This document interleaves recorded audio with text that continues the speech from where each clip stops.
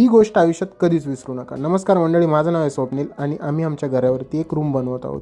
पहिल्यांदाच जर आम्ही ही रूम व्यवस्थित घर प्लॅन करून बनवली असती तर आम्हाला एवढा खर्च, एवढी तोडफोड नसती करावी लागली. तर आयुष्यात नेहमी लक्षात ठेवा, कोणतंही काम करताना पहिल्यांदाच नीट करा.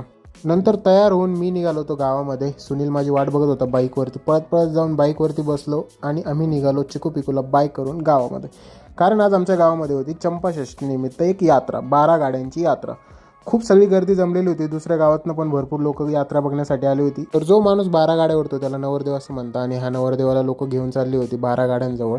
थोड्याच वेळात यात्रेला सुरुवात झाली. 12 गाड्या ओढण्यात आल्या. आम्ही तो आनंद घेतला आणि आमच्या गावातल्या पारंपरिक प्रथा जपण्याचं काम खूप सुंदररीतीने होतं आहे. त्यानंतर आम्ही गेलो महाप्रसादासाठी. गावाच्या शाळेच्या प्रांगणामध्ये सर्व लोक महाप्रसादासाठी बसली होती. आम्ही पण महाप्रसाद खाल्ला. सर्वांना वाढून झाल्यानंतर घरी येऊन आम्ही चंपाषष्ठीनिमित्त तळी भरली आणि आजचा ब्लॉग इथंच संपूया. भेटूया पुढच्या मिनी ब्लॉगमध्ये. Bye bye.